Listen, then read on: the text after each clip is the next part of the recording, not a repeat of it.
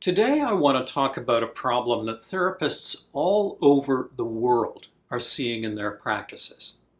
It's where a young person is growing up and then kind of gets stuck at the transition between adolescence and independent adulthood. It's not a formal diagnostic category in the Diagnostic and Statistical Manual of Mental Disorders, or in the International Classification of Diseases, the ICD. And I don't think it should be. The last thing we need, frankly, is more diagnoses.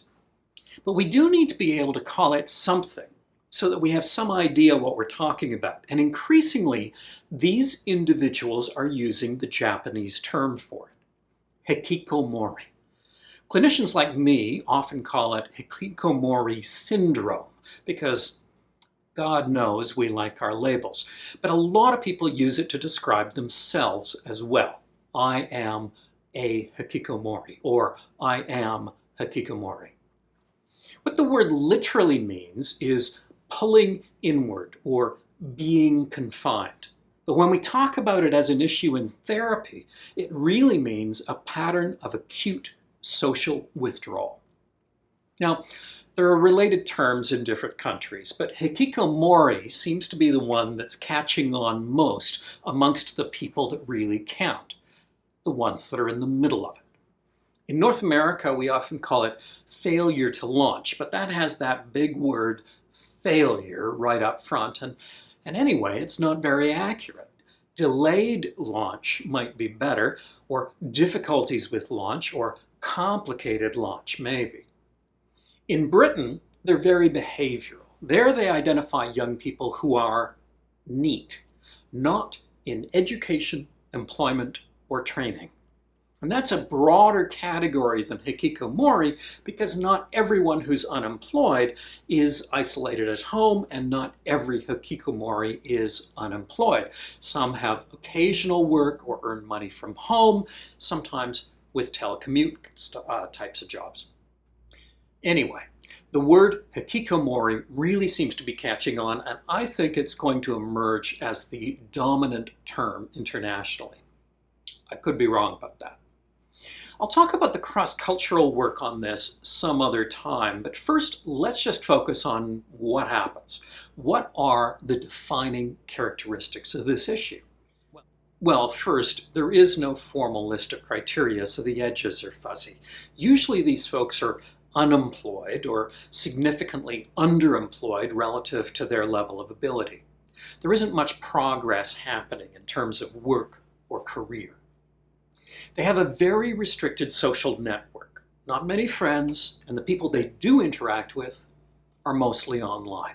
There's not much face-to-face going on. Likewise, the romantic life isn't happening to any great extent. Usually they're not in a relationship and not seeing anyone and not doing a whole lot to meet someone. Now, that's not to say that being single is so awful. Lots of people prefer it, but many hikikomori would like a relationship, but they're not making much headway. They usually lead quite a restricted life. They stay home most of the time and seldom go out. Some won't go out during daylight hours, or to places where other people could see them and maybe judge them. There's usually a lot of anxiety, and some people see this as just an extreme form of social anxiety that's gotten to the point that the person is almost housebound. These individuals usually live in the family home and usually have never lived anywhere else.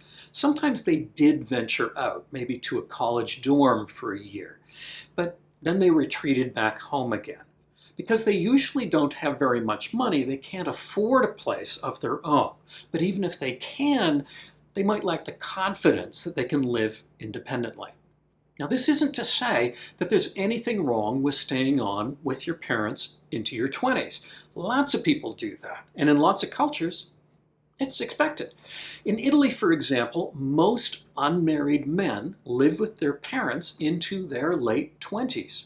But for hikikomori, it usually doesn't feel like a choice. It feels like there's no alternative. If they do live outside the family home, their employment situation usually means that the family is supporting them in some way. And they're not living this great single life. They're stuck, and they feel stuck. And here's the interesting thing. In culture after culture after culture, all over the world, the problem is most common amongst men.